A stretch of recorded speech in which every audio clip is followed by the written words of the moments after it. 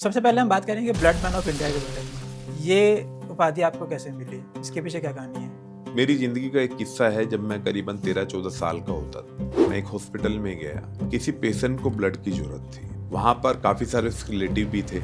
जैसे ही ब्लड देने की बात आई, हॉस्पिटल ने मांगा कि 2 यूनिट ब्लड दे दिए। वहां पर कोई था ही नहीं, सब गायब हो गए। पिछले 6 जुलाई को मैंने एक बीड़ा उठाया उस दिन कि इस 6 जुलाई को भारत देश के नाम करना है। तो वो दिन green book of world record में आया। प्रेसिडेंट साहिबा ने मुझे बुलाया और मुझे ब्लड मैन ऑफ इंडिया का नाम दिया गया। आपके हिसाब से सनातन एग्जैक्टली क्या है? आज तक लोगों को सनातन की डेफिनेशन नहीं पता। सनातन एक परिभाषा है अच्छा कुछ करने के लिए। तो सनातन को कास्टिज्म से ना जोड़ा जाए। वो हर अच्छे काम के लिए बना है। हर अच्छा काम जो आदमी करता है वो सनातन। आपने एक और मुहिम स्टार्ट की है खंडित मूर्तियों के related. Hello everyone, welcome back to the तंजर कलची शो। आज के जो हमारे गेस्ट हैं वो काफ़ी स्पेशल हैं और उनको इंट्रोड्यूस करने के लिए मेरे पास वर्ड्स थोड़े कम पड़ने वाले हैं, बिकॉज वो एक एंटरप्रेन्योर है, he is a philanthropist, a health care specialist and साथ ही साथ मल्टीपल रिकॉर्ड होल्डर्स। किस तरह के रिकॉर्ड्स, उसके बारे में हम पॉडकास्ट में चर्चा करेंगे।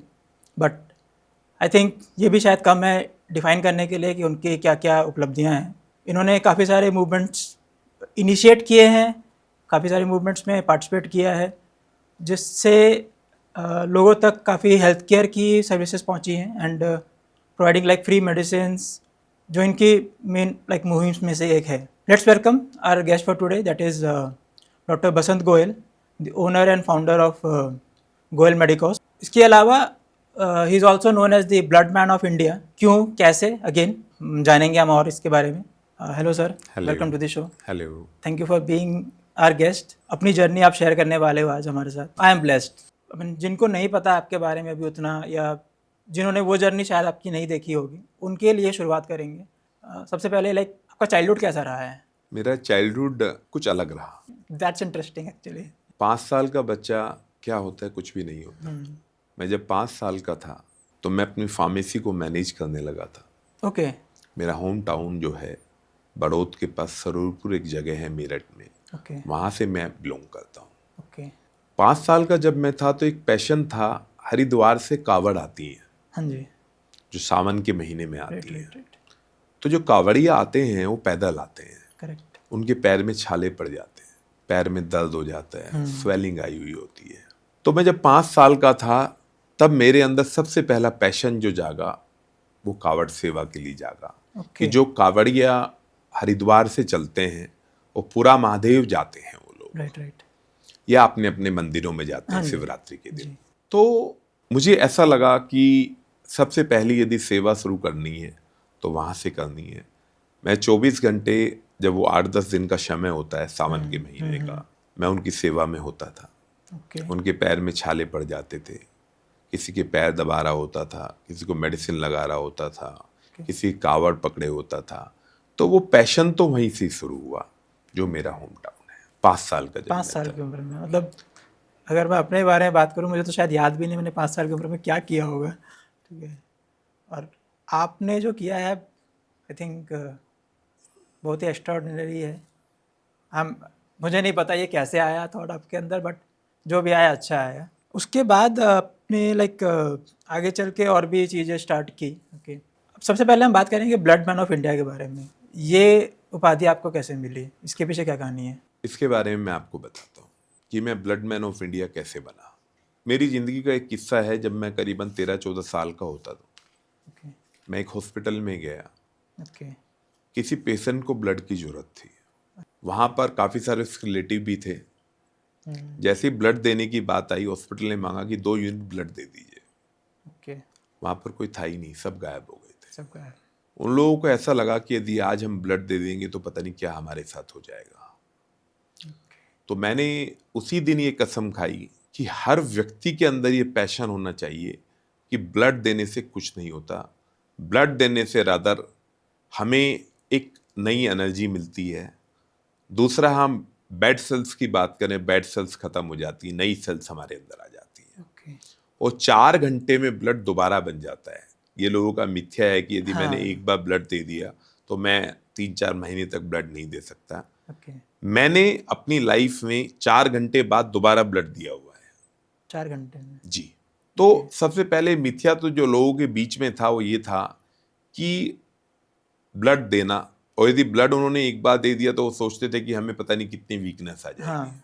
लेकिन मैं आज being a blood man of India ये बात कहना चाहता हूँ कि हम 4 घंटे बाद हमारे शरीर में पूरा ब्लड बन जाता है और हम दोबारा ब्लड किसी को भी दे सकते हैं। ओके। एक ब्लड ही एक ऐसी चीज है, यदि मैं ब्लड के बारे में बात करूं, हमने किसी को रोटी खिलाई तो हमें पता होता है उस आदमी को रोटी खिलाई, उसका नाम पता होगा, नहीं तो उसकी वेशभूषा पता होगा, उसका चेहरा पता होगा। किसी को हम सर्दी में ब्लैंकेट देते तो पता होगा कि इसको ब्लैंकेट दिया है। लेकिन ब्लड एक ऐसी चीज है कि जब हम ब्लड डोनेट तो करते हैं लेकिन वो लगेगा किसको ये हमें नहीं पता होता। उसका कहते हैं ना निस्वार्थ सेवा। ये एक निस्वार्थ सेवा है। और इसके बीच में एक बात और भी है, कहीं ना कहीं एक सनातन जुड़ जाता है इससे, कि हमें ये नहीं पता कि वो ब्लड लगेगा किसको। आज यदि हम बात करें, राजनीति की बात करें, सामाजिक बात करें, तो हर व्यक्ति को कहीं ना कहीं कास्टिज्म आ जाता है बीच में, हिंदू, मुस्लिम, सिख, ईसाई। लेकिन ब्लड ही एक ऐसी चीज है जो ब्लड डोनेट तो हो जाता है लेकिन वो किसको लगेगा ये हमें नहीं पता होता। और जब जिसको ब्लड चढ़ रहा है उसको भी नहीं पता होता किससे आया है, किससे आया है। तो ब्लड एक ऐसी चीज है, एक इतना बड़ा महादान है, इससे बड़ा कोई दान नहीं। तो मेरे दिल में कि पैसा ना आया कि ब्लड जो है, ब्लड के ऊपर काम करना है, एक डिफरेंट सब्जेक्ट है। राइट। तो मैं पिछले 20 सालों से ब्लड डोनेशन कैंप रेगुलर लगा रहा हूँ। ओके। तो सबसे पहला ब्लड कैंप कब लगा? आज से 20 साल पहले। तो कहाँ पे? शादरा के अंदर। ओके। जिसमें हमें 200 से 300 यूनिट मिलती थी और हमारा लेवल ऑफ सेटिस्फेक्शन होता था कि हमें 200-300 यूनिट मिल गई। धीरे धीरे कारवा बढ़ता गया, पैशन बढ़ता गया। पिछले 6 जुलाई को मेरा बर्थडे होता है। ओके। मैंने एक बीड़ा उठाया उस दिन कि इस 6 जुलाई को भारत देश के नाम करना है। ओके। तो वो दिन Guinness book of world record में आया। ओके। इतना बड़ा ब्लड डोनेशन कैंप था, वो इतना बड़ा एक अमृत महोत्सव था कि मैं भी इमेजिन करूं तो मैं भी नहीं उसकी कल्पना कर सकता। जो सुबह 7-8 बजे शुरू हुआ और अगले दिन तक चलता रहा। नाइस। एक बार में 400 डोनर डोनेट कर सकते थे। 400 वहां पे बेड्स लगे हुए थे। उसके अलावा 20 बसेज थी मर्सिडीज में, जिसमें 5 डोनर एक बार आके डोनेट कर सकते थे। तो डॉक्टर्स की टीम ही और पैरामेडिकल्स की टीम ही 500-600 लोगों की थी। गिनीज बुक के जो लोग आए वो यूएस से आए हुए थे। अच्छा। उन लोगों ने पूरा दिन उसको मॉनिटर किया। सबसे पहले जो हमारे इंडिया के रिकॉर्ड्स थे वो हमने ब्रेक किए। फिर एशिया के जो रिकॉर्ड्स थे वो ब्रेक किए। उसके बाद लंदन बुक ऑफ रिकॉर्ड्स उसको ब्रेक किया। और अल्टीमेटली जो एक सपना था एक इतिहास रचने का भारत देश के लिए, अपने देश के लिए, अपने वतन के लिए, वो हमने पूरा किया। Guinness book of world record में आज तक का सिर्फ एक कैंप अभी तक आया है। वो कैंप उस परमपिता परमेश्वर की आज्ञा से, उनके इशारे से, मेरे द्वारा और मेरी टीम के द्वारा पूरा हुआ। उसके बाद जब वो Guinness book of world record में आया तो भारत देश का नाम कहीं ना कहीं एक नए इतिहास में लिखा गया। उसके बाद प्रेसिडेंट साहिबा ने मुझे बुलाया और मुझे ब्लड मैन ऑफ इंडिया का नाम दिया गया। लेकिन ये एक नाम ही नहीं है, ये तो बहुत बड़ा रिस्पॉन्सिबिलिटी है। ब्लड मैन ऑफ इंडिया एक बहुत बड़ी रिस्पॉन्सिबिलिटी है। अभी मैं आ रहा हूँ, अभी भी मैं एक ब्लड बैंक से, ब्लड डोनेशन कैंप से ही आ रहा हूँ। अब लोगों का एक हो गया कि blood man of India her blood camp में हो, उसकी इनॉग्रेशन करें, उसके बीच में रहें। तो ये कहना तो बहुत आसान है कि मैं ब्लड मैन ऑफ इंडिया बन गया। उसके बाद मुझे न जाने अराउंड 30 से 40 कंट्री कुछ ना कुछ अवार्ड मिला। कहीं मैं स्पेशल गेस्ट रहा, कहीं गेस्ट ऑफ ऑनर। मैं वो पूछने वाला था सर, मतलब काफी सारे। लेकिन उससे पहले ब्लड मैन ऑफ इंडिया बनने के बाद मेरी रिस्पॉन्सिबिलिटी सिर्फ पहले था कि कैंप लगा लिया और खत्म हो गई। वो बनने के बाद मेरी रिस्पॉन्सिबिलिटी उससे 100 गुना ज्यादा हो गई। आज यदि देश में कहीं भी किसी को ब्लड की जरूरत होती है, वो मुझसे कांटेक्ट करते हैं, मैं उनको ब्लड प्रोवाइड कराता हूँ।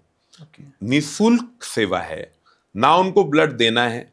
अदरवाइज क्या होता है सब हॉस्पिटल्स में कि यदि आपको ब्लड की जरूरत है पेशेंट को, तो आपको अपना या अपने किसी रिलेटिव को ब्लड डोनेट करना होगा।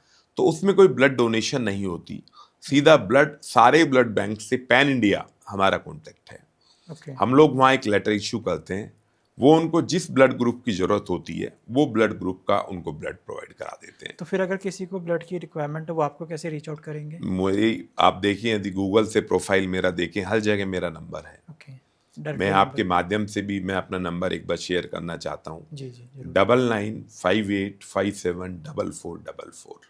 ओके जो भी लोग मुझे अप्रोच करते हैं, और इसके लिए कोई समय नहीं है, चाहे रात के 2 बजे जरूरत हो, 3 बजे जरूरत हो, लोग मुझे अप्रोच करते हैं। और आप कल्पना नहीं कर सकते, एक दिन में 150 से 200 यूनिट मैं लोगों को दिलवा पाता हूँ। बहुत बड़ी इसमें कोई धर्म नहीं, कोई कास्ट नहीं, कोई मजहब नहीं। करेक्ट ये नहीं होता कि वो उन्होंने हमारे ब्लड डोनेशन कैंप में ब्लड दिया या नहीं दिया, हमें कोई मतलब किसी चीज से नहीं होता। सिर्फ एक पैशन है भारत माँ के प्रति कि किसी को ब्लड की जरूरत पड़े और वो मुझे अप्रोच करे, मैं उसको ब्लड दिलवाऊंगा। और आखिर यदि उसको कहीं से भी ब्लड नहीं मिलेगा तो मैं हमेशा तैयार रहता हूं ब्लड देने के लिए, 24 घंटे 7 दिन। ओके यदि किसी कोई ब्लड डोनर नहीं मिल पाया या ब्लड बैंक में वो नहीं मिल पाया, मैं अपना ब्लड देने के लिए हमेशा तैयार रहता हूं। और मेरी ये परिकल्पना रहती है कि मैं दिन में यदि 4 बार भी मुझे ब्लड देना पड़े तो मैं दूंगा। 2 से 3 बार मैं अक्सर ब्लड दे चुका हूं। ओके तो ये कहीं ना कहीं उस भारत माता के सपूत होने के नाते एक ये दायित्व तो बन गया। ब्लड मैन ऑफ इंडिया तो मैं बन गया, लेकिन ब्लड मैन ऑफ इंडिया के साथ जो रिस्पॉन्सिबिलिटी जुड़ी है, इंपॉर्टेंट वो है। तो हम लोग बड़े गर्व से आज कह पाते हैं कि लोगों के दिमाग में पैशन हो गया है। एक ये महोत्सव बना दिया हमने ब्लड डोनेशन कैंप को, एक मेला बना दिया कि हर व्यक्ति कहता है कि हमें ब्लड देना है। जहां लोग डरा करते थे, जहां वो मुझे इतना पुराना एग्जाम्पल याद आता है कि उस हॉस्पिटल में जब सब लोग भाग गए थे। इस एग्जांपल से इसलिए रिलेट कर पाऊंगा क्योंकि एक टाइम पे मेरे साथ भी कुछ मेडिकल इमरजेंसी थी जहाँ पे ब्लड की रिक्वायरमेंट थी, और ठीक है फैमिली के मेंबर्स तो थे बट रिक्वायरमेंट ज़्यादा थी, मेंबर्स कम थे, तो डोनर ढूंढना पड़ रहा था मुझे भी, इधर कॉल उधर कॉल। अल्टीमेटली कुछ लोग आए बट टाइम गया काफ़ी। लेकिन अब हमने उसको इतना इजी बना Easy कर दिया, दिया आपने। जैसे मेरी जो एनजीओ है मिशन सर्वात सेवा फाउंडेशन है, जो ब्लड डोनेशन के लिए काम करती है। बहुत सारी एनजीओ हैं जिनके बीच का मैं मेंबर हूँ, कहीं चेयरमैन हूँ, कहीं प्रेसिडेंट हूँ, ये तो 100 से ऊपर है। लेकिन 2 हमारी मेन एनजीओ हैं, जिसमें से मिशन सर्वात सेवा फाउंडेशन जो ब्लड डोनेशन के ऊपर ही पर्टिकुलर काम करती है। ओके जब कोविड का टाइम आया, सबसे पहली बार जब कोविड का टाइम आया, लोग घर से बाहर नहीं निकल रहे थे। राइट हम लोगों ने बस लगाई, मर्सिडीज की बस थी, उसके अंदर ब्लड डोनेट कराया, और 100% जो मेजर्स थे कोविड के वो सब लिए गए। पीपी किट पहनी गई, डिस्टेंस मेंटेन थी, और वहां भी 2 घंटे में हमें 100 यूनिट मिल गई थी बस के अंदर, ओके। जहां एक परिंदा भी रोड पर नहीं था। मतलब आप फिर लोगों के एरियाज में जाते थे अलग अलग? एक दिन से पहले अनाउंस किया, अगले दिन हमने बस लगवाई वहां पे, और हमें 100 यूनिट मिल जाती थी। वो 100 यूनिट उस टाइम की लोगों के लिए बहुत बड़ा एक जीवन दान था, बहुत बड़ा योगदान था सर वो। तो मैं ऐसा समझता हूं कि रक्तदान से बड़ा कोई दान नहीं। राइट। और हर व्यक्ति से मैं यही गुहार लगाता हूं कि रक्तदान जरूर करें। अभी भी मैं जिस ब्लड डोनेशन कैंप से आ रहा हूं, उसमें वो आज सेना के प्रति कैंप लगा था। ओके। तो आज जब सेना के जवान जो डॉक्टर्स हैं उनमें से वो लोगों से जब ब्लड ले रहे थे, तो एक अलग पैशन था जी। दिल में, एक अलग बात थी कि रात को यदि हम सो पाते हैं तो ये सोना इतना आसान नहीं है सर। उसके पीछे यदि किसी की सेवा है तो हमारे सैनिकों की सेवा है। और उनके फैमिली को ये नहीं पता कि वो कब भारत माँ के लिए शहीद हो जाए। आज वो रात को उनका शाम को फोन जाता है, मैं सरहद पर हूं, पर सुबह नहीं पता होता कि वो किसी टेररिस्ट के शिकार बन जाए या किसी न किसी कंट्री किसी हमले के शिकार बन जाए। तो आज का जो ब्लड डोनेशन कैंप था वो रियली पैशनेट था मेरे लिए भी, कि जहाँ सेवा भावना सेना के प्रति थी। अभी मैं रिसेंट दोबारा ब्लड डोनेशन कैंप लगाने जा रहा हूँ, जो मैं फरवरी में कोशिश कर रहा हूँ, क्योंकि उसके लिए हम लोग बहुत बड़ी तैयारी करते हैं। वो एफएम से लेके रेडियो से लेके हर जगह आता है। वो एक लोगों के बीच में एक पैशन डालता है, एक महोत्सव बनाता है कि ब्लड डोनेशन कैंप है। ओके सर, एक छोटा सा क्वेश्चन आता है इसमें। जैसे आपने बताया कि हर कोई डोनेट कर सकता है, लेकिन कई बार या तो बॉडी की वो लिमिटेशन होती है या मेडिकल रीज़न से इंसान नहीं डोनेट कर पाता, चाहता है सेवा पे भागीदार बने बट लिमिटेशन। सिर्फ इसके उसमें वो तीन और क्या कर सकते हैं? इसमें 3 क्राइटेरिया हैं जो मेन है। हम्म, एक तो 18 साल से कम का व्यक्ति कोई भी अभी डोनेट नहीं कर ओके सकता, क्योंकि उसका हीमोग्लोबिन लेवल कम होता है ओके और उसने यदि डोनेट कर दिया और कम हो और जाएगा कम हो उसका। जाएगा। तो एक तो ये है कि 18 साल से ज्यादा का कोई भी व्यक्ति, चाहे मेल हो या फीमेल हो, इससे कोई फर्क नहीं पड़ता, वो ब्लड डोनेट कर सकते हैं। ठीक है, एक जो डायबिटिक हैं वो नहीं कर सकते, ओके क्योंकि उस डायबिटीज ब्लड में होती है। हम्म, तो यदि वो ब्लड किसी और दूसरे को लग गया Sorry, तो वो भी डायबिटीज का शिकार हो सकता है। करेक्ट, एक यदि किसी ने ड्रिंक किया हुआ होता है, ओके उसको हम लोग अवॉइड करते हैं, उसका ले तो सकते हैं, कोई प्रॉब्लम नहीं है, लेकिन हम लोग ये कहो कि एक भगवान के बंदे हैं तो हम वो चाहते नहीं कि किसी ऐसे ड्रिंकर का या किसी उसका जिसने पहले दिन ड्रिंक किया हुआ हो, उसका हम बेसिकली नहीं लेते। एक हेपेटाइटिस बी, ओके जो पीलिया भी होता है, और जो हेपेटाइटिस के पेशेंट्स होते हैं, उनका ब्लड हम नहीं ले सकते।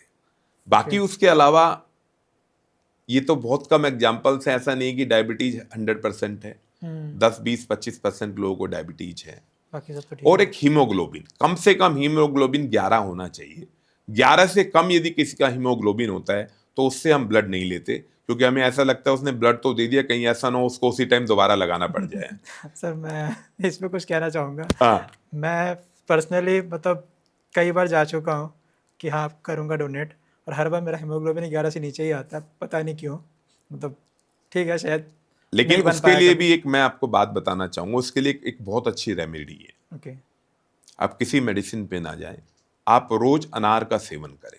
ओके अनार के दाने लें आप, ठीक है 2 से 3 बार दिन में अनार लें, अनार का जूस लें, घर का बना हुआ। जी, आपको इस सर्दियाँ 3 से 4 महीने में आपका कम से कम 2+ HB हो जाएगा। यदि आपका HB 10 है तो 12 हो जाएगा, 11 है तो 13 हो जाएगा। तो आप वापिस देश के प्रति समर्पित होकर ब्लड डोनर मैं बन सर सकते काफ़ी हैं। टाइम से ट्राई कर रहा हूँ।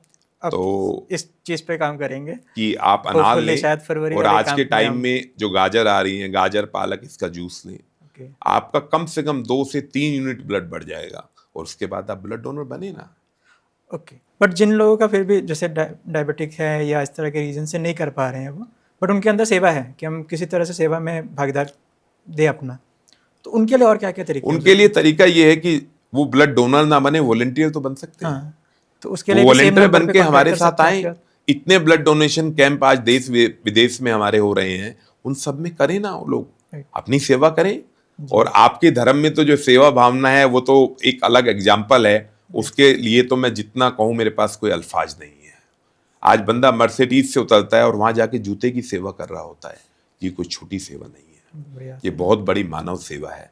तो मैं तो सलाम करता हूँ इस धर्म को, कि उस धर्म के लोगों को, कि उनके अंदर जो सेवा भावना है वो तो अभी लोगों के अंदर आनी है। अभी लोगों ने उसको तो सीखा है, सीखना और शुरू उन्हें किया। पता नहीं कितना समय उस सेवा भाव को लाने में लगेगा। राइट दूसरा, वो लोग डायबिटिक हैं, किसी ने सपोज पहले दिन ड्रिंक भी किया हुआ है, नेक्स्ट डे वो बिल्कुल सही अपने आप को फील कर रहा है, तो एज ए वॉलंटियर बन के सेवा करे ना वो। ओके, तो वॉलंटियर बनने के लिए भी सेम नंबर पे कांटेक्ट करें? हाँ, सेम नंबर पे कांटेक्ट करें। ठीक है। और अब तो ब्लड डोनेशन कैंप ना जाने कितने कैंप डेली लगते हैं। पहले होता था कि साल में 1 कैंप लगा, 2 कैंप लगा। राइट अब ये हालात हैं कि हम लोग ये देखते हैं कि कितने दिन का कुछ गैप हो जाए तो लोगों को हम ब्लड डोनेशन कैंप लगाएं। मतलब हर एक हफ्ते में दिल्ली की यदि मैं बात करूं तो कम से कम 200 से 300 ब्लड डोनेशन कैंप, दिल्ली की बात कर रहा हूं मैं आपको, 1 महीने में लगते हैं। ओके, तो लोगों में कितना नजरिया चेंज हुआ होगा ब्लड डोनेशन के ऊपर। काफ़ी कुछ। ओके सर, आपने सनातन के बारे में भी बात की थी, तो आपके हिसाब से लाइक सनातन एग्जैक्टली क्या है? ओके, और इंटरनेशनल लेवल पे अगर मैं बात करूं, जहाँ तक मैंने पढ़ा आपके बारे में, आपने कई 25-30 देशों में सनातन का डंका बजाया हुआ है, तो कैसे कैसे कर रहे हो सब कुछ? सबसे पहले तो मैं कहना चाहता हूं कि सनातन है क्या। राइट, आज तक लोगों को सनातन की डेफिनेशन नहीं पता। मिसअंडरस्टैंडिंग है थोड़ी। सनातन लोग हिंदुत्व से जोड़ते हैं, हाँ, जबकि सनातन जो है उसका ना आदि है ना अंत है। राइट। यदि 10,000 साल पहले भी हम बात करें, हिंद महासागर था ना, आज भी है राइट, और आगे भी रहेगा। तो सनातन जो है, सनातन एक परिभाषा है अच्छा कुछ करने के लिए। हिंदुत्व तो इससे जुड़ा हुआ है, लेकिन यदि कोई समझे कि हम हिंदू, मुस्लिम, सिख, ईसाई सिर्फ हिंदू ही सनातनी हो सकता है, ऐसा नहीं है। ओके, सनातन एक परिभाषा है जिस परिभाषा में एक यज्ञ से प्रकट हुआ था सनातन। ओके। तो हर व्यक्ति सनातनी है, उसके लिए कोई कास्टिज्म नहीं है। यदि कोई मुस्लिम है तो सनातनी नहीं है, यदि कोई सिख है तो सनातनी नहीं है। हर व्यक्ति जो भारत देश में रहता है वो सनातनी है, और जो पूरे वर्ल्ड में आदमी रहता है वो सनातनी है। सनातन है क्या? सनातन है सेवा। ओके। मानव सेवा, कहीं ना कहीं स्वास्थ्य सेवा, कहीं ना कहीं गौ सेवा, ये सनातन है। ओके। तो सनातन को कास्टिज्म से ना जोड़ा जाए। ओके। अक्सर बहुत सारी जगह ऐसी होती हाँ, हैं होता है। जहां मैं बहुत जगह स्पेशल चीफ गेस्ट बना, गेस्ट ऑफ ऑनर बना, वहां जब हम सनातन के बारे में बात करते हैं तो वो लोग कहते हैं कि सनातन तो सिर्फ हिंदुत्व को आप प्रमोट कर रहे हैं। हाँ। हिंदुत्व तो है, लेकिन सनातन की परिभाषा अलग है। सनातन जो है वो हर अच्छे काम के लिए बना है, हर अच्छा काम जो आदमी करता है वो सनातनी है। ओके। तो उसके बाद जब भारत देश में हर प्लेटफॉर्म में हमने सनातन सनातन सनातन किया, उसके बाद मुझे ग्लोबली करीबन 25 से 30 कंट्री में इनवाइट किया गया। ओके। सनातन के ऊपर चर्चा हुई, वहां पर ब्लड डोनेशन के बारे में चर्चा हुई, उसके अलावा गौ सेवा के बारे में हाँ, मैं चर्चा उस पर भी आने वाला था। तो ये सब सनातन है। किसी बूढ़े व्यक्ति को, यदि कोई 80 इयर्स का व्यक्ति है, उसको रास्ता हम पार करा दें, वो सनातन है। ओके। कोई व्यक्ति के साथ हम स्माइल पास कर दें, वो सनातन है। लोग अभी भी सनातन को कास्टिज्म से जोड़ते हैं। हाँ। सनातन कास्टिज्म नहीं है। तो आपने विदेशों में कई जगह इसके ऊपर भी चर्चा की है।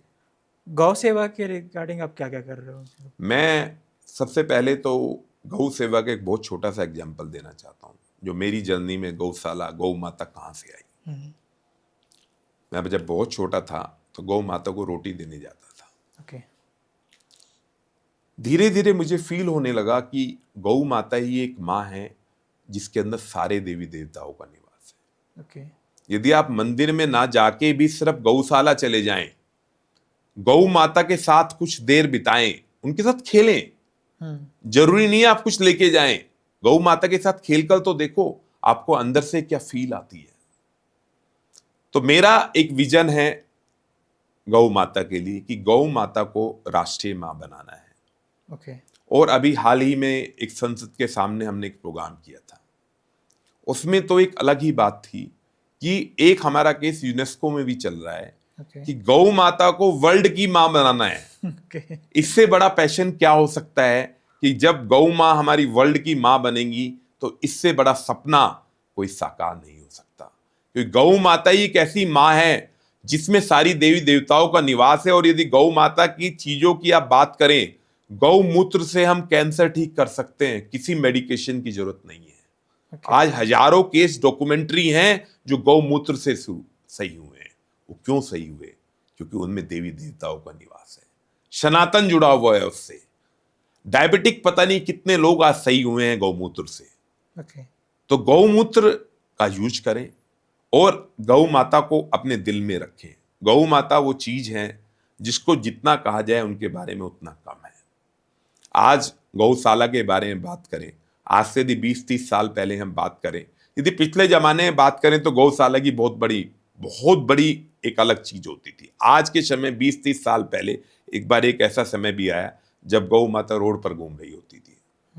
वापिस, लेकिन समय वापिस आया। आज मेरे यशस्वी प्रधानमंत्री नरेंद्र दास मोदी जी का भी एक सपना है, और यदि मैं यूपी में बात करूं तो महाराज जी योगी जी का भी एक सपना है। तो आज गौशाला की कमी नहीं है। आज अक्रॉस द इंडिया इतनी गौशाला हैं, आज हमारी गौ माता को वो स्थान मिला है जिसकी उनको जरूरत है। लेकिन मैं एक बात जरूर आपके माध्यम से कहना चाहता हूं कि गौ माता को यदि राष्ट्रीय मां बनाना है तो ना तो कोई संत की सिर्फ एक संत जुड़ जाए वो बना देंगे, ऐसा नहीं हो सकता। या मैं चाहूं मैं बना दूं, नहीं हो सकता। इसमें जुड़ना होगा, ये कि मुहिम है जिस मुहिम में हर राजनेता को जुड़ना होगा, राजनीति के हर पक्ष को जुड़ना होगा, हर समाज के हर व्यक्ति को जुड़ना होगा और हर संत को जुड़ना होगा। जब ये कॉम्बिनेशन तीनों लोगों का बनेगा, उसके बाद ये सपना ऐसा हो ही नहीं सकता पूरा ना हो कि गौ माता राष्ट्रीय मां ना बने। गौ मां को राष्ट्रीय मां बनाना ही है। इसके अलावा आपने एक और मुहिम स्टार्ट की है खंडित मूर्तियों के रिलेटेड उसके बारे में अगर ये कुछ एक बता अलग सकें। सी मुहिम है।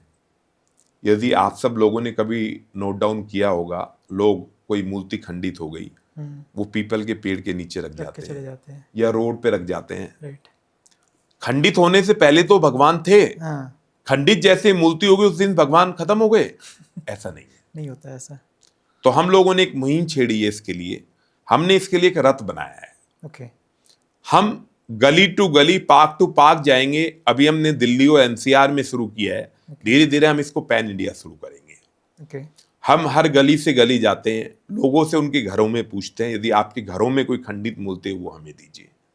गली के बाद फिर हम पार्कों में जाते हैं, जो लोग अक्सर छोड़ के पीपल के पेड़ के पास छोड़ जाते हैं, उसको लेते हैं। और आप इमेजिन कर सकते हो कि हम उसका क्या करते हैं। फिर मैं वही जानना चाहता था। खंडित मूर्तियों से हम खाद बनाते हैं। ओके। खंडित मूर्तियों से हम बच्चों के टॉय बनाते हैं। और खंडित मूर्ति जो पीतल की और उसकी होती हैं, आप सोच नहीं सकते, अकल्पनीय है कि हम उसको दोबारा इस तरह से बनाते हैं, उसको जीवांत कर देते हैं, उसमें प्राण प्रतिष्ठा डाल देते हैं। वो सब काम हम खुद करते हैं। हमारा एक बहुत बड़ा ग्रुप है जो खुद से ही पेंट कर रहा होता है, खुद से ही सफाई कर रहा होता है। हम किसी कारीगर को यूज नहीं करते। वो सेवा अपने दिल में आनी चाहिए। जब आपके दिल में वो सेवा आती है तो वो सेवा कहीं ना कहीं धीरे धीरे लोगों में फैलती है। हम इसको एक मुहिम बनाते हैं, एक अवेयरनेस का पॉइंट बनाते हैं। ये नहीं कि ये सिर्फ मैं काम कर रहा हूं तो काम हो जाएगा, ऐसा संभव नहीं है। जब तक लोग नहीं जुड़ेंगे वो तो लोगों को जुड़ना होगा। हर मुहिम के पीछे लोग जुड़ेंगे, समाज जुड़ेगा, तभी हम उसको पूरा कर पाएंगे। तो खंडित मूर्तियां देखो, कहने को बात करें तो लोग पीपल के पेड़ के पास छोड़ जाते थे, और आज उसका आप सेकंड वर्जन देखें, उसकी हम खाद बना रहे हैं, खाद बन रहे हैं, खिलौने बना रहे हैं। और जो मूर्तियां पीतल की हैं उनको हम जीवांत कर रहे हैं, उनके अंदर प्राण प्रतिष्ठा डलवा रहे हैं, उनको वापस पेंट करके सब कुछ करके वो ऐसी जो पहले थी उससे भी कहीं डबल अच्छी हो जाती है। मुझे अभी किसी प्रोग्राम में कृष्ण भगवान जी की एक ऐसी प्रतिमा मिली। तो आप इमेजिन नहीं कर सकते, मेरी खुशी का ठिकाना नहीं था। और दूसरा, वो जो पहले रही होगी उससे 10 गुना ज्यादा अच्छी है आज के टाइम में है वो। मैं उसको रोज फील करता हूं तो मुझे पता चलता है कि उसकी महिमा क्या है। तो खंडित मूर्तियों को मैं ये आपके आज स्टूडियो से भी और आपके लेवल से भी लोगों के बीच में बात पहुंचाना चाहता हूं कि खंडित मूर्ति को कभी पार्कों में ना रखें। खंडित मूर्ति के लिए धीरे धीरे काम ड्राइव चल रही है। वो रथ आएगा आपके घर, आप उस रथ में दे दें। अच्छा, अगर लेट्स से किसी एरिया में आपका रथ अभी पहुंचा नहीं है, वो मुझे अप्रोच करे ना, डायरेक्टली अप्रोच कर मेरा डॉक्टर बसंत गोयल के नाम से गूगल पे एक्सेस किए, हर जगह मेरा नाम मिलेगा। किसी भी प्लेटफॉर्म पे, इंस्टा पे बात करें, गूगल पे बात, कहीं भी आप देखेंगे डॉक्टर बसंत गोयल वहां एक्सेसिबल है। मैं 24 घंटे समर्पित हूं इन सब चीजों के लिए। और यदि वो व्यक्ति हमारे पास नहीं आ सकता, हम अपना व्यक्ति उसके पास भेजेंगे। क्योंकि वही है ना, रथ का वेट करने से बेटर है कि डायरेक्टली रीच आउट कर ले। हाँ, वो सीधा हमें दे, हम लोग उसका। तीसरा, यदि कोई मूर्ति का हम खाद नहीं बना पाते या उसका खिलौना नहीं बना पाते या हम उसको रिफर्निश नहीं कर पाते, उसको हम एक गड्ढा खोदते हैं, उस गड्ढे में प्रॉपर तरीके से मूर्ति को दबाते हैं और उसके ऊपर तुलसी का पौधा लगा देते हैं। अरे वाह, बहुत बढ़िया। यदि आज भी मैं मेडिकल 14, क्योंकि मैं मेडिकल से बिलोंग करता हूं, मैं एक बहुत वायदे के साथ एक बात कह सकता हूं, तुलसी माँ और गाय माँ, यदि ये 2 चीजें हमारे साथ हैं तो हमारे शरीर में कोई बीमारी नहीं हो सकती। कैंसर को तो माना जाता है, ये बात तो आप सब लोग भी मानते हैं कि कैंसर का ट्रीटमेंट नहीं है। आयु बढ़ सकती है, 5 साल बढ़ गई, 10 साल बढ़ गई, लेकिन यदि आप तुलसी का सेवन करें और गौमूत्र का सेवन करें, मैं राइट डाउन करके लिख सकता हूं प्रमाण के साथ कि 100% कोई भी बीमारी हो, कैसी बीमारी हो, कैंसर को हम सबसे ज्यादा आज के टाइम में डेंजरस बीमारी मानते हैं, 100% खत्म हो सकती है। आज से यदि हम 100 साल पहले की बात करें, जो हमारे संत होते थे वो क्या खाते थे? वो कंदमूल मिलते थे, पत्ते मिलते थे या वहां के फल मिलते थे। आज ठीक है, नई जनरेशन आ गई तो आज उनको पिज्जा चाहिए, मोमोज चाहिए, लेकिन वो कहीं ना कहीं किसी ना किसी बीमारी को बुलावा दे रहे हैं। आज भी मैं कहना चाहता हूं आपके माध्यम से कि उस सभ्यता को ना भूलें। आज जो संत है, मुझे आज भी वो संत मिलते हैं जिनकी उम्र 120 साल, 130 साल, 140 साल है। वो कहाँ मिलते हैं? कुंभ में मिलते हैं। वो कुंभ के मेले में ही आते हैं। अथवा जो जंगलों में रहते हैं, आज भी वही फूल पत्ती और फल खाते हैं, उसी से जी रहे हैं। और उनका यदि आप चेहरे पे तेज देखेंगे तो आपको समझ आएगा कि वो वास्तव में संत हैं। तो मैं आपके माध्यम से ये भी एक मैसेज देना चाहता हूं कि जो ये नई व्यवस्था आती जा रही है, ये व्यवस्था कहीं ना कहीं हमारे अपने देश के बच्चों को, नई जनरेशन को खराब कर रही है। वो तो सर है, मतलब खाना पीना जिस तरह से चेंज हो रहा है वो शरीर को ही नुकसान कर रहा है। आज कहीं ना कहीं बात करें तो खाने पीने के बीच में मिलावट बहुत है। बहुत ज़्यादा। घी के बारे में बात करें, असली घी नहीं मिलता। राइट।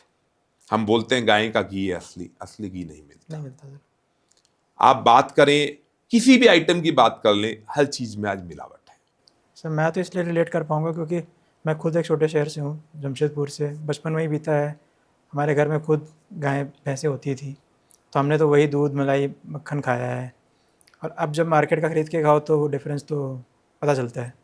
इसमें भी मैं एक बात कहना चाहता हूं, कोशिश करें, आजकल इतनी सारी गौशाला खुल गई है। मतलब यदि मैं मानता हूं भगवान को, यदि हम सोचें और भगवान को माने तो भगवान भी हमें मिल सकते हैं। साक्षात आप भगवान को स्पर्श कर सकते हैं। ये आपके सिर्फ खोजने की बातें हैं। तो लोग गौशाला को ढूंढें, आसपास इतनी गौशाला हैं, उनसे दूध लें, प्योर दूध मिलेगा आपको। और तुलसी माँ तो अपने घर में लगा ही सकते वो हैं। तो है ही सर। तुलसी माँ को आप रोज तुलसी के पत्ते, सिर्फ रविवार को छोड़कर, रविवार को आप तुलसी माँ को टच भी नहीं कर सकते हो, ना ही उस दिन उनका सेवन कर सकते हैं। बाकी 6 दिनों में आप तुलसी माँ के, आप चाहे चाय में डालें, दूध में डालें, तुलसी के पत्ते वैसे रोज सुबह 5 ले लें। सकते हैं वो तो। मैं सल्तिया कह सकता हूं, कोई बीमारी आपके पास भी नहीं भटकेगी। तो गौमूत्र और तुलसी दो एक ऐसी चीजें हमारी लाइफ में, यदि हम इसको रोज का सेवन करें तो हम बीमारियों से बहुत दूर रह पाएंगे। आई होप जनता इस बात को सुने और समझे कि आपको क्योंकि आपने मेंशन भी किया था और मैंने भी पढ़ा है, काफ़ी सारे अवार्ड्स मिले हैं आपको। तो उन अवार्ड्स का आप करते क्या हो? मतलब क्योंकि जिस हिसाब से मैं लिस्ट पढ़ रहा था तो ख़त्म हो नहीं रही थी। अगर मेंशन भी करना चाहोगे ये अवार्ड तो मेरे पास शायद एपिसोड ख़त्म हो जाएगा। पहले तो मैं इसके लिए अपने परिवार, अपनी वाइफ, अपने माता पिता, अपने भाई बहन और मेरी एक डॉटर है और मेरे एक सन है, उनको धन्यवाद देना चाहता हूँ कि मैं मानव सेवा के प्रति यदि जुड़ पाया तो उनकी वजह से जुड़ पाया। क्योंकि आज मेरी ज़िंदगी का जो लक्ष्य है वो सिर्फ मानव सेवा, स्वास्थ्य सेवा और गौ सेवा ही रह गया है। ठीक है, मेरा प्रोफेशन है, मैं गोयल मेडिकोज से बिलोंग करता हूँ, पूरा दिन गोयल मेडिकोज पर होता हूँ, लेकिन मन यदि कहीं होता है तो मानव सेवा, गौ सेवा और स्वास्थ्य सेवा में होता है। रही अवार्ड्स की बात, आज तो कई कमरे भी, मैं कहूँ तो कई कमरे बंद हो गए अवार्ड्स के साथ साथ। अब मेरी इच्छा ये होने लगी कि जो ऐसे अवार्ड्स मुझे मिले मैं वो लोगों के बीच में डिस्ट्रीब्यूट करूँ। लोग ऑनर्ड फील करें कि ये उस कंट्री से अवार्ड मिला था, उससे मिला था, ये मुझे मिला। जो भी लोग देश के प्रति अच्छा करते हैं, चाहे वो किसी भी रूप में करें, मानव सेवा के रूप में करें, स्वास्थ्य सेवा के रूप में करें, गौ सेवा के रूप में करें, तो मैं अपने अवार्ड्स धीरे धीरे उन सब लोगों को देता हूं। मुझे खुद भी ऑनर फील होता है, उन लोगों को भी ऑनर फील होता है कि कुछ हमने अपने भारत देश के प्रति किया, तो आज डॉक्टर बसंत गोयल ने हमें उसके अगेंस्ट अपनी ही चीज लौटा के दे दी। ये थोड़ा अलग नया सुना सर मैंने, क्योंकि अवार्ड्स तो लोग लेते हैं बट रखते हैं बस, या फिर वो बाद में बेकार हो जाता है। लेकिन वो पैशन आना चाहिए ना। जब वो अपने गले में पहनते हैं। अब जैसे मैं एक छोटा सा एग्जांपल आपको देता हूँ, जब हम ब्लड डोनेशन कैंप लगाते हैं, हम पीतल का इतना बड़ा एक मेडल बनवाते हैं, पीतल का, कम से कम उसका वेट होता है 150 ग्राम। हर ब्लड डोनर को वो हम पहनाते हैं उसके गले में, उसको फील आती है, हाँ मैं ब्लड डोनर, मैं आज भारत देश के लिए कुछ कर रहा हूं, अपनी भारत माँ के लिए कुछ कर रहा हूं, उसको हम फील कराते हैं। तो उसी तरह जब वो अवार्ड किसी की गले में जब वो जाता है तो उसको फील होता है डॉक्टर बसंत गोयल को मिला था, उन्होंने मुझे दिया। तो वो पैशन लाना है। मतलब मेरा जिंदगी का सिर्फ एक ही लक्ष्य है कि एक ये मुहिम है। आज डॉक्टर बसंत गोयल एक नाम है जो लोगों के बीच में आना चाहिए, लोग उसकी चीजों को समझे, उसके महत्व को समझे। आज यदि हम बात करें अपने प्रधानमंत्री जी, तो आज नरेंद्र दास मोदी जी एक नाम नहीं, एक विचारधारा है। महाराज जी योगी जी के बारे में बात करें तो विचारधारा है, वो एक नाम नहीं है आज के समय में। उनसे यदि हमें चीजों को अडॉप्ट करें, मेरी जिंदगी की यदि आइडियोलॉजी है तो उस आइडियोलॉजी में सबसे ऊपर यदि कोई 2 नाम है तो 2 नाम, एक हमारे माननीय प्रधानमंत्री जी श्री नरेंद्र दास मोदी जी, और सेकंड यदि हम बात करें तो महाराज जी योगी जी के बारे में बात करें, जिन्होंने अपनी जिंदगी का हर पल सिर्फ समाज और दुनिया के लिए दे दिया। वो भी जिंदगी में आज तक इतने राजनेता हुए हैं, पिछले 100 साल से देश आजाद हो गया, इतने राजनेता हमारे बीच में हैं, लेकिन इन दो लोगों ने अलग क्रांति लाई है। मुझे नहीं लगता कि वो 2-3 घंटे से ज्यादा भी सो पाते हैं। उनके दिल में, दिमाग में और आत्मा में सिर्फ एक ही पैशन रहता है कि भारत देश को विश्व गुरु कैसे बनाना है। अभी आप लेटेस्ट डाटा देखेंगे, जीडीपी हमारी फिर बढ़ गई है। कितना ऑनर फील कर रहे होंगे जब हमारी जीडीपी वर्ल्ड में नंबर 1 होगी। इसी हम कभी परिकल्पना करते थे कि वर्ल्ड में नंबर 1 पे हमारी जीडीपी होगी। आज यदि कोई भी देश पूरे वर्ल्ड में, यदि हम बात करें, यूएस की बात करें, यूके की बात करें, तो उन लोगों की अलग अपने आप को समझते थे कि हमसे ऊपर कोई नहीं। मैं एक छोटा सा एग्जांपल आपके साथ शेयर करता हूं। मैं आज से 15-20 साल पहले सिंगापुर गया, तो लोग हमें अलग दृष्टि से देख रहे थे कि इंडियन है, ये ना कुछ खा के यहीं डंप कर देंगे। हाँ। उन लोगों ने वहां स्पेशली लिखा, उनके पेनल्टी क्लोज हैं, वो पर्टिकुलरली वो इंडियंस को बड़ी अलग दृष्टि से देखा करते थे। राइट। उनको लगता था ये कुछ खाएंगे तो यहीं डंप कर देंगे, ये लाइन में नहीं चलेंगे। तो वहां सब जगह बोर्ड लगे हुए हैं, please come in Q, come in Q, come in Q. लेकिन यदि आज मैं बात करूं तो उन लोगों की विचारधारा बदली है। अब जैसे मेरा वर्ल्ड के ऑलमोस्ट कंट्रीज में जाना होता है, तो वहां मैं बात करूं, वो इंडियंस को इस दृष्टि से नहीं देखते हैं। उनको, उनकी विचारधारा बदल गई। और उस विचारधारा को बदलने के लिए यदि मैं किसी का नाम लूंगा तो नरेंद्र दास मोदी जी है। वो हमारे प्रधानमंत्री जी ने जो पैशन पूरे वर्ल्ड में डाला है, आज हर कंट्री में हमारे प्रधानमंत्री जी का नाम लिया जाता है, तो ऐसे नहीं लिया जाता। उससे हम लोगों को कितना फायदा मिला है कि हर व्यक्ति को एक सम्मान की दृष्टि से देखा जाता है। तो मैं तो सब लोगों को यही कहूंगा कि जो एक विचारधारा हमारे प्रधानमंत्री जी की है, हमारे महाराज जी योगी जी की है, वो सब लोगों के बीच में आनी चाहिए। वो पैशन आना चाहिए। और उन सब रूल रेगुलेशंस को जरूरी नहीं हम बाहर जाके फॉलो करें, अपने भारत देश में भी फॉलो करें। करेक्ट।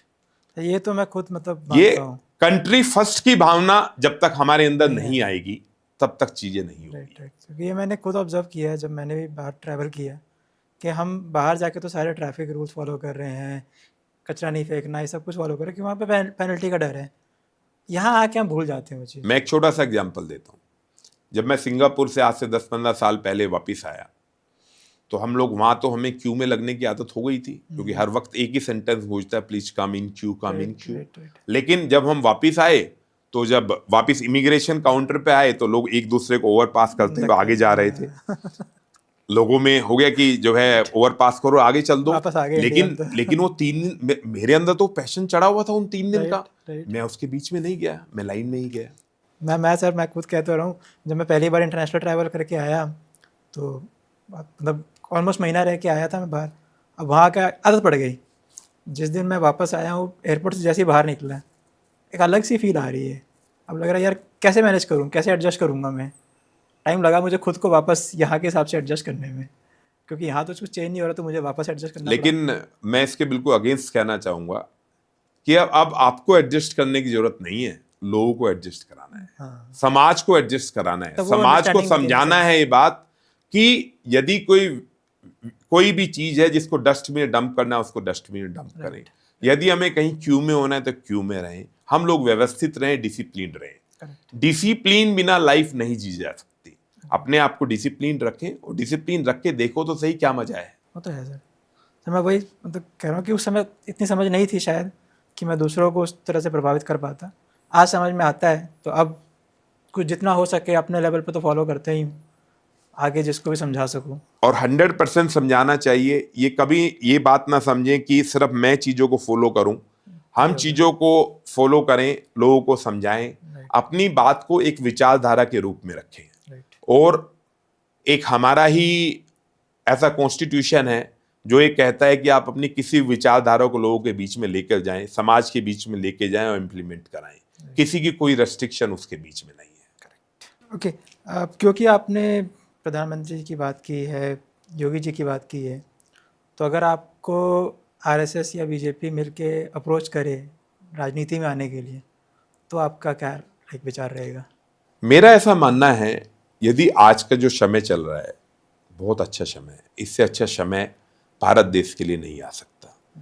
यदि मुझे कभी भारतीय जनता पार्टी या आरएसएस किसी सेवा के लिए कहती है तो मैं जरूर जाना चाहूँगा, लेकिन फिर भी जो मेरी विचारधारा है वो एक ही है, मानव सेवा, स्वास्थ्य सेवा और गौ सेवा।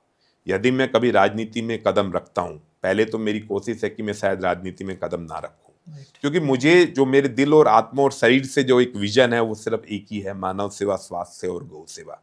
यदि कभी फिर भी कोई ऐसा चांस मुझे मिलता है तो मैं उसको ज्वाइन करूंगा, लेकिन ज्वाइन करने के साथ साथ मेरा पैशन यही रहेगा जो मैंने सोचा हुआ, जो मेरी विचारधारा है, और अच्छे से मैं लोगों के बीच में ला पाऊंगा, इतना मैं कह सकता हूँ इसके बारे में। ओके। इसके अलावा आपने पिछले 15-20 साल में कई कन्याओं के विवाह भी करवाए हैं, तो उसके बारे में अगर आप कुछ साझा करें। हम लोग, एक हमारी एनजीओ है नवज्योति, ओके, उसका मैं चेयरमैन हूँ। उसके जो बेसिकली प्रेसिडेंट हैं वो मेरे श्री महेश सिंगल जी हैं। पिछले हम 20-22 सालों से निर्धन कन्याओं की सेवा करते आ रहे हैं। वो एक अलग माहौल होता है, एक अलग महोत्सव होता है। अब हर 15 जनवरी को हमने फिक्स किया हुआ है। 3 महीने पहले हम उसके फॉर्म निकालते हैं। सबसे पहले उस फॉर्म में सारी चीज़ें फॉर्मेलिटी पूरी करें, 15 दिसंबर तक वो फॉर्मेलिटी पूरी करते हैं। 15 दिसंबर के बाद हम उन कपल्स को बुलाते हैं। सबसे पहले व्यवस्था होती है उनके कपड़ों की। कैन यू इमेजिन, जो कन्या होती है उसका लहंगा कहाँ से बनता होगा? सूरत से हम उनका लहंगा बनवाते हैं। शेरवानी बनती है तो टॉप मोस्ट जो मॉडल्स हैं उनसे बनती है। तो उनको कहीं हम ये फील नहीं होने देते कि वो किसी निर्धन कन्याओं से, निर्धन कुछ नहीं होता। ये तो हम लोगों ने बना दिया कि ये अमीर है, ये गरीब है, ऐसा नहीं है। अमीर गरीब कुछ नहीं है। हम लोग निवस्त्र आए तो निवस्त्र ही जाएंगे। तो मेरा ऐसा मानना है कि ये एक ऐसी सेवा है। एक मैंने बात की रक्तदान की, वो बहुत बड़ा दान है, लेकिन यदि सबसे बड़ा दान है तो कन्यादान है। कन्यादान से बड़ा कोई दान नहीं। तो हर व्यक्ति को ये दिल में कहीं ना कहीं ये सेवा भावना रखनी चाहिए। हम लोग सामूहिक विवाह करते हैं। अभी फिर 15 जनवरी को एक ऐसा माहौल आएगा, एक ऐसा विजन होगा। कोशिश है इस बार हम लोग शायद 51 जोड़े या 101 जोड़ों की मैरिज करवा पाएंगे, और उस मैरिज का भी एक अलग व्यवस्था है। वो पूरा सनातन झलकता है उसके अंदर। जैसे सबसे पहले हमारे यहाँ चढ़त होती है। चढ़त में क्या होता है, हम घोड़े को यूज करते हैं जब दूल्हे राजा सज के उसके ऊपर आते हैं। तो हमारे यहाँ यदि 51 कपल है तो 51 घोड़ी होंगे जिसके ऊपर वो लोग चढ़त करेंगे। वो एक अलग माहौल होता है जब 51 घोड़ी एक साथ चल रहे होंगे, सेरा बंधा होगा दूल्हे को, तो एक अलग परिकल्पना आप उसकी करके देखें तो आपको कुछ अलग नजर आएगा। उसके बाद उनकी वरमाला होती है। 51 कपल एक साथ बैठे हैं या 101 कपल एक साथ बैठे हैं, उनकी वरमाला हो रही है। वरमाला के बाद जिस तरह साजन कोट सजता है आज, उसी तरह उन सब लोगों का साजन कोट सजता है। वो सब लोग खाना खाते हैं एक साथ। वहां एक कपल ना हो कि वहां पर 51, 31, 101 कपल एक साथ खाना खा रहे होते हैं। उस साजन कोट की कल्पना करो कि कैसा साजन कोट वो होता होगा। उसके बाद जब हम फेरे की बात करते हैं, सामूहिक आचार्य जी तो होंगे ही होंगे, महामंडेश्वर जी होंगे ही होंगे, लेकिन उनके साथ साथ हर कपल के साथ एक पंडित होंगे, जो भी हमारे सनातनी तरीके से उनके फेरे होंगे। हर कपल के साथ एक पंडित। आचार्य जी पूरे शो को मैनेज करेंगे, पूरे फेरे जितने कपल्स के हो रहे हैं उसको मैनेज करेंगे, लेकिन हर कपल के साथ एक पंडित जी जरूर होंगे। तो हम कोई भी ऐसी व्यवस्था नहीं छोड़ते, कोई ऐसी त्रुटि नहीं छोड़ते कि कोई हमसे गलती हो जाए उनके विवाह के लिए, क्योंकि वो पुण्य सूत्र बंधन में बंधे जा रहे हैं। वो एक अपनी नई जिंदगी की शुरुआत कर रहे हैं, और उस नई जिंदगी की शुरुआत में फेरे का बहुत महत्व होता है। आज के टाइम पे तो लोग ने कस्टमाइज बना लिए अपनी इच्छा से। आज लोग फेरे कराने लग गए कि पहले फोटो सेशन चलता है 2 घंटे, फिर साजन कोट सजता है, उसके बाद लोगों के फेरे होते हैं। लेकिन इसमें मैं एक बात आपके माध्यम से बताना चाहता हूं कि फेरे का एक समय होता है। उस दिन का समय निर्धारित होता है। सब लोग उस समय पे ही अपने फेरे कराएं। यदि आज आप बात करें फेल्यूर की मैरिज की, तो मैरिज की फेल्यूर का सबसे मूल यदि कोई कारण है तो फेरे का टाइम जो है लोग उसको फॉलो नहीं कर रहे। यदि आज कोर्ट्स में आप बात करें, 50% से ज्यादा केसेस जो हैं सिर्फ वो डोमेस्टिक वायलेंस और सिर्फ वो जो डले हुए हैं वो मैरिज के डिस्प्यूट के डले हुए हैं। जब हम लोग उस दिन पुण्य सूत्र बंधन में बनते हैं, उस दिन हम लाखों करोड़ों रुपए खर्च करते हैं, और उसके 3-4 दिन बाद ही चीजें बदल जाती हैं। राइट। तो मैं ये कहना चाहता हूं कि फेरों का जो टाइम हमारी सभ्यता में लिखा हुआ है, सनातन में जो लिखा हुआ है, उसके अंदर का ही करें। चाहे आप फोटोग्राफी छोड़ दें, वो साजन कोट छोड़ दें, और पहले तो देखो घरों में फेरे होते थे, तो घर वो बड़े अलग एक समझीती से चलते थे, और वो घरों में तो नहीं होते हैं। राइट। अब वो कहीं ना कहीं किसी ना किसी मैरिज भवन बने हुए उनके अंदर होते हैं, फार्म हाउस जो होते हैं उनके अंदर बने होते हैं। तो यदि आज आप देखेंगे तो मैं आपको एक और बात बताना चाहता हूं, उनकी प्रोग्रेस होती जा रही है। क्योंकि जो स्पिरिचुअल टाइम है, जो फेरों का टाइम है, उनके यहां हो रहा है। राइट। जब कन्या प्रणयसूत्र बंधन में बंध कर जाती है, तो पीछे जब वो कुछ देके जाती है, पीछे कुछ ना कुछ डालते हैं, तो वो उस जगह ही डलता है। तो यदि तो प्रोग्रेस किसकी हुई? उस फार्म हाउस की हुई, उस मैरिज होम की हुई। तो मैं ये जरूर कहना चाहता हूं कि यदि लोग अपने घर में व्यवस्था कर सकते हैं फेरे की, तो अपने घर में फेरे कराएं। यदि घर में व्यवस्था नहीं कर सकते, तो कम से कम ये तो जरूर रखें कि जो टाइम है, उस टाइम को 100% जो समय है, जो स्लॉट है, उसी के बीच में फेरे कराएं। तो आज की जो समस्या लोगों के बीच में है, वो जो दूर हो जाएगी। मैं रिलेट कर पा रहा हूँ अगेन, जैसे हमारे में होता है कि जब गुरुद्वारे में फेरे होते हैं तो एक टाइम बंधा हुआ है। अब बीच में ऐसा होने लगा कि लोग फॉलो नहीं कर रहे हैं, सुबह का शाम हो रहा है। तो यहाँ का तो मुझे नहीं पता, लेकिन जब मैं जैसे जमशेदपुर से हूँ, तो वहाँ पे एक रूल फॉलो हो गया था। गुरुद्वारे की तरफ से एक नोटिस जारी किया गया था हर गुरुद्वारे के लिए कि जो भी कपल की शादी हो रही है, इतने बजे से इतने बजे के बीच में ही होना है, 12 बजे के आसपास जो टाइम होता है। अगर लेट हो रहा है तो दूल्हे वाले माफ़ी मांगते हैं सारी बारात के सामने। और उसके बाद जब वो स्ट्रिक्टली इम्प्लीमेंट हुआ, तो हर शादी में ये चीज़ फॉलो होनी शुरू हो गई। मतलब लोग नाचना गाना छोड़ देते थे बीच में कि टाइम होने वाला है, फटाफट पहुंचो। सच बात तो ये है कि मैं आपके जो धर्म को बहुत ज्यादा मानता हूँ, उसके रीजन यही है। एक तो सेवा भावना। गुरुद्वारे में आज भी जाएं, आप इससे बड़ा एग्जाम्पल क्या लेंगे कि यदि जितने भी आंदोलन, हमारे छोटे छोटे आंदोलन यहाँ होते हैं, उनको खाना पहुंचाने वाले कहाँ से आता है? वो सारा खाना सिर्फ बंगला साहिब से जा रहा होता है, उस गुरुद्वारे से जा रहा होता है। मैं एक बहुत छोटा सा एग्जाम्पल आपको शेयर करना चाहता हूँ। मेरे कोई रिलेटिव थे, वो रशिया चले गए। उनको वहाँ की लैंग्वेज का प्रॉब्लम था, वो सिर्फ पंजाबी जानते थे। ना वो हिंदी जानते थे, ना इंग्लिश जानते थे। और बाहर जब हम किसी और कंट्री में जाते तो उस कंट्री की लैंग्वेज हमें यूज करनी होती है, और एटलीस्ट इंग्लिश तो यूज करनी होती है। इंग्लिश में फिर भी बेसिक है कि जिसको हम यूज कर सकते हैं। तो उनको, वो एक गाड़ी में बैठे, उन्हें ऐसा लगा कि गाड़ी वाले ने उनको किडनैप कर लिया। अच्छा। तो उन्होंने खिड़कियां खोली, और खिड़कियां खोल के उनके पास एक वर्ड आता था, हेल्प हेल्प हेल्प। तो उन्होंने बार बार बोला हेल्प हेल्प हेल्प हेल्प। तो उसके बीच में 3-4 सरदार जी आए। बाई चांस उनकी किस्मत अच्छी थी कि उनको 3-4 सरदार जी भी हेल्प के लिए आए। तो उन्होंने उनसे पूछा, आप हमारे घर चलिए। उन्होंने कहा, मुझे घर नहीं, मुझे गुरुद्वारा छोड़ दीजिए।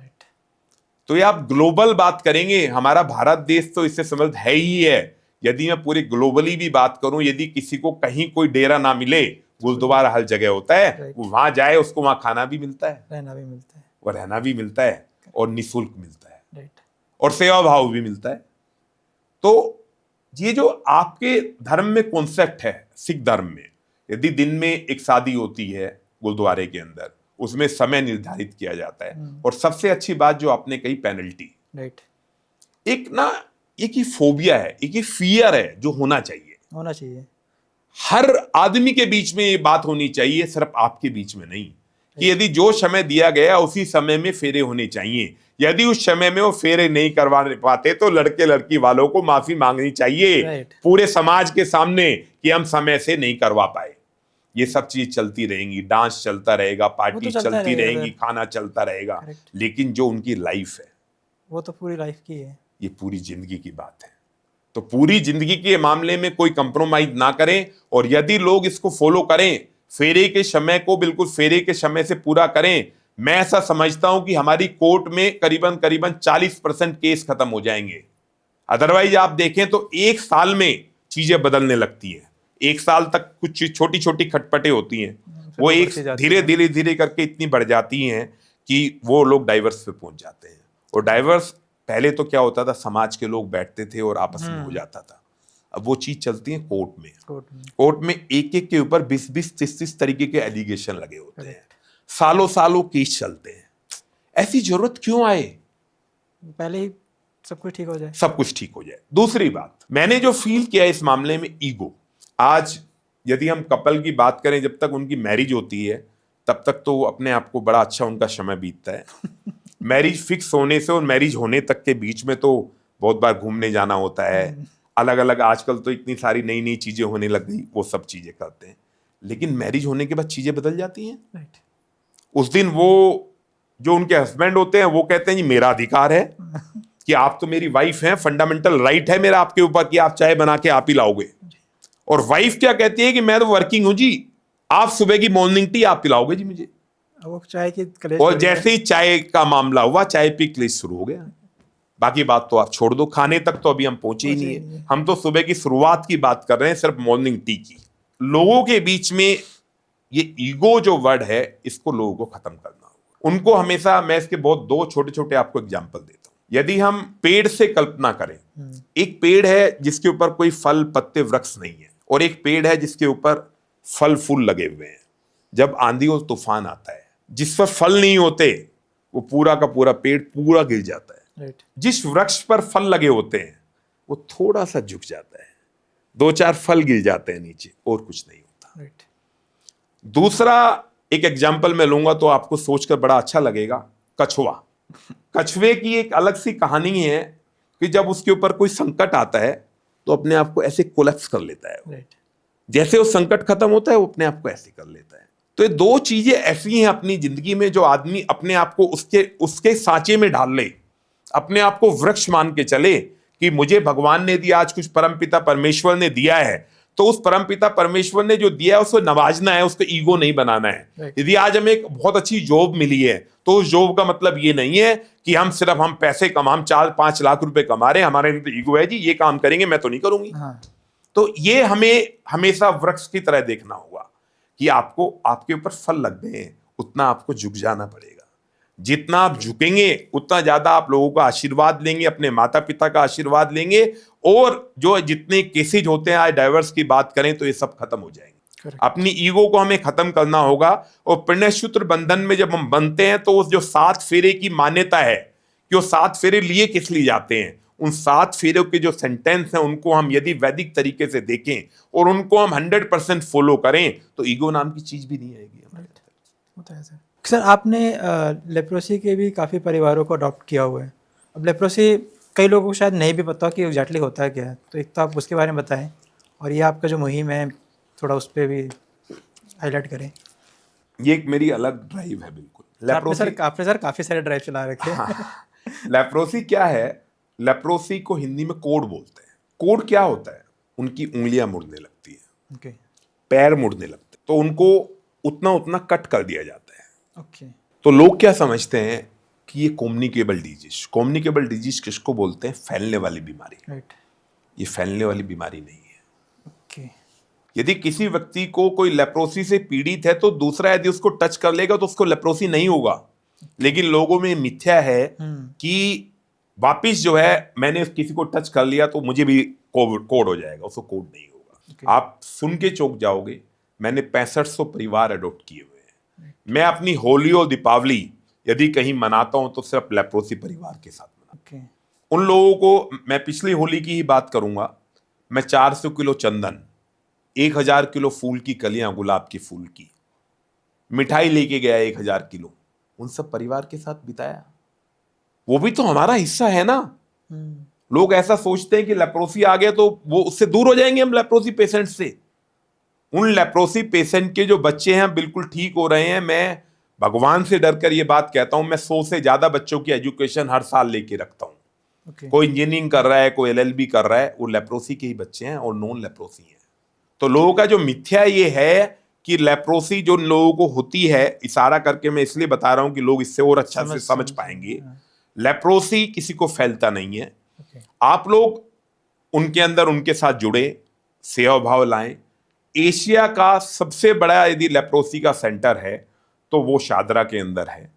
मैं उससे पूर्णतः जुड़ा हुआ हूं। चाहे मैं किसी दवाई के बारे में बात करूं या उनकी डे टू डे नीड के बारे में बात करूं, हर चीज के लिए मैं तत्पर रहता हूं। मैं एक बात और आपको बताऊंगा, आपको आश्चर्य होगा। यदि किसी व्यक्ति का कोई काम हो गया, से एग्जाम्पल, किसी को कोई बीमारी थी, उसका ट्रीटमेंट किया, वो ठीक हो गया, तो मैं उनसे एक बहुत छोटी सी चीज मांगता हूं कि आप लेप्रोसी में जाओ, वहां की फैमिली को जो आपकी सामर्थ है, आप 2 दर्जन केले बांटाओ, 5 किलो सेब बांटाओ। उनके अंदर जो खुशी आती है ना लेप्रोसी के लोगों के बीच में, उसकी आप कल्पना नहीं कर सकते। आज आदमी स्ट्रेस से जूझ रहा है, डिप्रेशन से जूझ रहा है, आप ये सारी चीजें अपने अंदर लाओ ना। गौ सेवा लेके आओ, गैया माँ के साथ खेलो ना, आप गैया माँ के साथ खूब अच्छे से खेलो। आप लेप्रोसी परिवार है, इनके बीच में जाओ, आप वो फ्रूट्स जब उनको बांटते हैं ना, एक अलग फील आती है। ये सब आप करके तो देखो, लोगों को रास्ता पास करा के देखो, स्माइल पास करके देखो, तो आपकी जो ये स्ट्रेस भरी चीजें हैं, डिप्रेशन की चीजें खत्म हो सकती हैं। आपके काफ़ी सारी बातों से मैं तो प्रभावित हो गया हूँ। आई होप जनता भी हो, उनमें भी वो बदलाव आए। बाकी आप और क्या बदलाव लाना चाहते हो लोगों में, कुछ अगर विचारधारा शेयर करनी हो? देखो, सबसे पहले यदि मैं कहना चाहता हूं तो कास्टिज्म को छोड़ना होगा। अभी रिसेंट बिहार इलेक्शन हुए हैं, बिहार इलेक्शन ने कुछ अलग सबक दिया है लोगों को। आज तक बिहार में मिथ्या था कि यादव है तो यादव को ही वोट देगा, वहां कास्टिज्म बहुत बड़ी चीज है। बिहार में बीजेपी का आना, और वो भी इतनी वोट्स के साथ आना, बीजेपी को मैं समझता हूं कि हमारे प्राइम मिनिस्टर को भी ये होप नहीं होगी कि इतनी सारी सीट्स हम वहां से बिहार से निकाल पाएंगे। तो ये एक एग्जाम्पल है नए भारत का, जो विकसित भारत 2047 का एक सपना है हमारे प्रधानमंत्री जी का कि हमें विश्व गुरु बनना है, तो उसका एक रिसेंट एग्जाम्पल बिहार है। बिहार में लोगों ने कास्टिज्म को छोड़ा है और व्यक्ति को चुना है। आज उनको समझ आ गया कि ये आदमी प्रोग्रेस कर सकता है, तो हमें इसको जिताना है। तो मेरा पहला मानना यह है कि कास्टिज्म को छोड़ना होगा। पैन इंडिया लोग अपना कास्टिज्म छोड़ें और भावना लाएं, तो देश कंट्री फर्स्ट की भावना, वी आर इंडियन। यदि आप चक दे इंडिया मूवी को देखेंगे, उन्होंने बार बार वो सब खिलाड़ियों ने बोला मैं अमृतसर से हूं, मैं लुधियाना से हूं, मैं यूपी से हूं, मैं साउथ से हूं, मैं वेस्ट से हूं। उन्हें कहा नहीं, इंडिया इंडिया। बार बार वो वापिस बाहर निकालते रहे। अल्टीमेटली जब हर बच्ची ने वो बोला इंडिया, और वो लोग जीत के आए। जब उनका सिलेक्शन हुआ तो सिलेक्शन कमेटी ने भी कहा था कि लड़कियां ये जीत पाएंगी, ये कुछ कर पाएंगी, और वो लोग फाइनल जीत के आए हैं।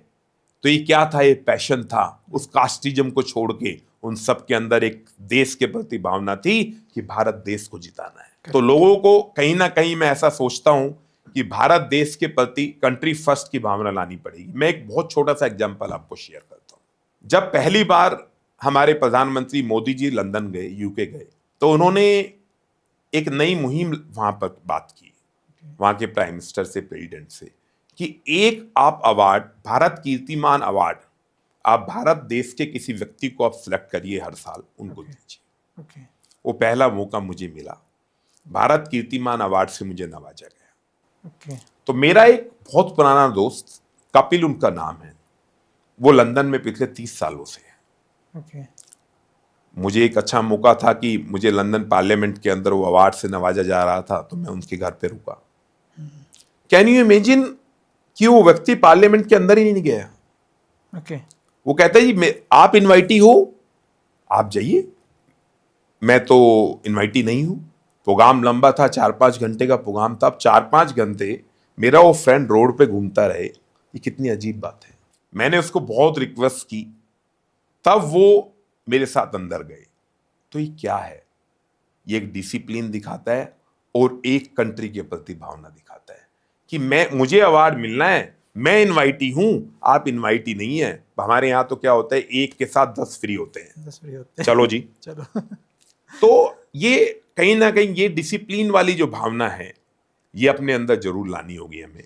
और कंट्री फर्स्ट, हम भारतीय हैं, हम सिंह गोयल ये सब बातें हमें छोड़नी होंगी। भारतीय हैं, और इसका सबसे जीता जाता एग्जाम्पल मैं हमेशा लोगों को चक दे इंडिया का देता हूं। हमेशा वो एक मूवी मेरे अंदर एक अलग छाप छोड़ के गई है। वो अलग मूवी है तिरंगा और चक दे इंडिया।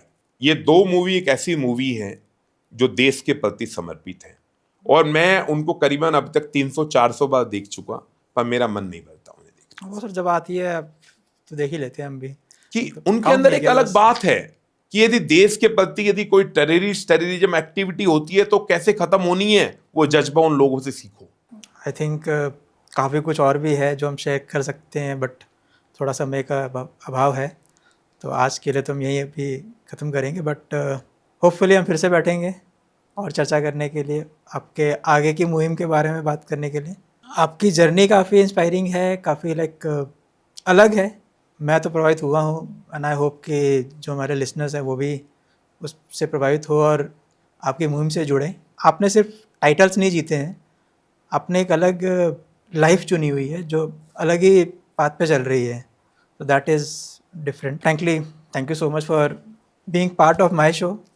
मुझे आपने मौका दिया कि मेरे माध्यम से आप अपनी जर्नी शेयर कर मैं पाओ। चलते चलते एक बात और कहना चाहता हूँ, ये कहने के लिए मानव सेवा, स्वास्थ्य और गौ सेवा, इसके बीच में अड़चनें भी आती हैं। राइट, जब आप ऐसे चल रहे होते हैं ना, तो लोग सोचते हैं आज आप आगे कैसे निकल गए, तो लोग आपके पीछे लेग पुलिंग भी करते हैं। राइट, तो इसमें एक एग्जाम्पल और है कि जब भी आप कभी मानव सेवा, स्वास्थ्य, गौ सेवा में जुड़े तो 2 पॉइंट्स का याद रखें, नेकी कल दरिया में डाल और नेकी कल जूते खा। राइट, ये कोई गिव एंड टेक नहीं है, राइट, आपको जूते खाने के लिए तैयार रहना पड़ेगा।